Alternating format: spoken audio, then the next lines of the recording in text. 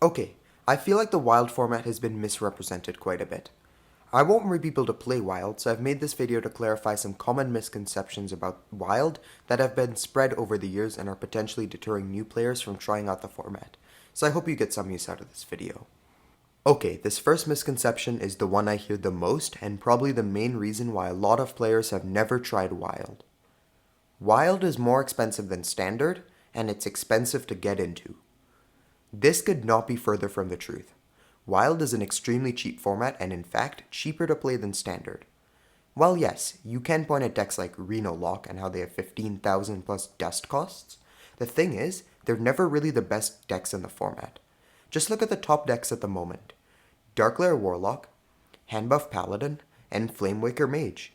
These are all decks that cost around 6,000 dust to craft, with Darklair being the most expensive at 8,000. Just compare this to Rush Warrior, Control Priest, and Aggro Paladin in Standard, each hovering around 10,000 to 12,000 dust each. I know this doesn't tell the full story and is a very subjective example, but still. Most of the time, getting into Wild with the top deck for that format costs a lot less than getting into Standard with the best deck there. This is the main big thing you need to remember as well. Staple wildcards never really become obsolete or rotate. If you craft a good wildcard that is seeing play at the moment, it is still going to see play for a long time. Many of the core cards that make up wild decks are old ones, and a lot of the time, the dust costs for decks are inflated by cards almost everyone owns. One of the most common cards of the format is Lotheb, a 5-mana legendary. He fits into almost any deck and has seen so much play over the last 7 years, you are basically expected to own him. A lot of other cards fit into this boat. So when you see a deck that's around 9,000 dust, you can reliably expect the deck to be a lot cheaper, as in reality the cost is inflated by legendaries you already own. After you craft a deck for the first time and get all of these staple legendaries like Lotheb, expect the cost of future decks to be a lot less. Most of the time, if a deck has a lot of legendaries in it, they're usually just neutral ones. Look at Reno decks for example. Yes, they are extremely expensive, I do agree, but when all the neutral legendaries in them see play in loads of other Reno and non-Reno decks, investing in them isn't as risky as it may seem at first. Yes, you are spending a lot of dust, but in the future when you want to play something else, you will know that the cost of entry will be a lot cheaper than it seems at first, as you already own most of the expensive cards for the deck. In reality as well, you never really need all the legendaries in a deck unless they're absolutely necessary.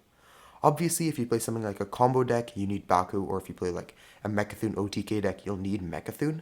But for most of the cards like Lotheb, they're just in there because they help the deck out. No deck needs Lotheb, or most supplementary legendaries. 90% of the time, a deck revolves around commons and rares. Without them, the deck can't do its main function, whether it be things like hand buffing, mana cheating, or chip damaging. This goes for both standard and wild. Never look into crafting with "this deck is super expensive" mindset. Look at why the deck is expensive. Usually just 1 or 2 cards inflate the cost of most decks, and they rarely are the driving force behind its success. Think about cards you might own that would be good replacements, and go from there. Try out a bare version of the deck. Get a feel for how a game with it would play out, and from there, you might want to craft the rest of it, or you might not. Sorry about this little tangent, I got a bit sidetracked. Anyway, back to my main point. Wild is not expensive. Decks in general are actually reasonably cheap, especially aggro ones.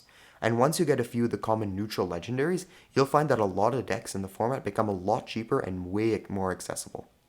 Unlike standard, if you craft good wild cards, they'll be relevant for a while, and in the long and short term, you'll find that wild is a lot cheaper to get into. Okay, let's go on to the next misconception. The wild meta never changes and is stale. Now, I do want to be careful in how I phrase things for this segment, as I don't want what I say to be misinterpreted. The wild meta does change, as much as people would like to disagree with that. What is arguably the best deck does change, whether it be after new balance patches or expansions. What doesn't change, however, are many wild decks' viability. Just look at the recent meta as a good example. Following the expansion of Forged in the Barrens, 2 relatively unheard of decks, Flamewaker Mage and Handbuff Paladin, began performing extremely well and became tier 1 decks in the meta. Despite this sudden drastic meta shift, older, proven decks that had been dominant for years, like Pirate Warrior, Odd Paladin, and Reno Priest were able to still keep up and remain legend viable. In short, the wild meta changes, but if you've already crafted a proven time-tested deck, you won't really have to worry about being left behind and feeling like your investment was a waste, which is a really good thing for players who don't have the time to grind and get enough dust to constantly craft new decks often. Now, this last misconception is technically true, yes, but it is overblown so much and made into such a big deal, I have to cover it in this video. Wild is confusing and hard for a new player to get into. This obviously spawns from the fact that there are a lot of cards in the format. Just less than 4,500 to be exact. The good thing is, this rarely matters, as 9 out of the 10 cards see no play whatsoever. Trust me, I know myself. I started playing Hearthstone in Scholomance Academy, and within a week, I was able to get a good understanding of what Wild is like.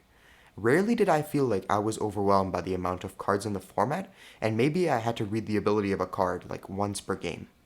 You'll get the hang of things super quickly and notice a lot of patterns in the types of cards people play across different decks. It's actually a good thing when someone plays a card you've never seen before. That means it's probably garbage. There is no middle ground to play rates of Hearthstone cards. If a card is good, it will see play in Wild. If a card is bad in Wild, which 90% of them are, you will never encounter it as no one puts bad cards into their deck. Unless someone plays an extremely random deck like Evolved Shaman, you will never see most of the cards in the format during your games.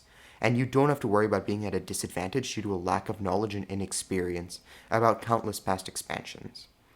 The large pool of cards is definitely an upside for the format as it can spice up a lot of your games, and you can really be creative with your deck builds, but you don't have to worry about not knowing what every card does, as if you've never seen a card before, there's a good reason why. That's all! I hope this video did some good. I want more people to be interested in the Wild format, and I hope this video cleared up a lot of the negative stigma surrounding the format, and hopefully get some new players to try it out. Subscribing would be cool. These videos do take quite a while to make, but it's up to you. With that, Z-Dude out.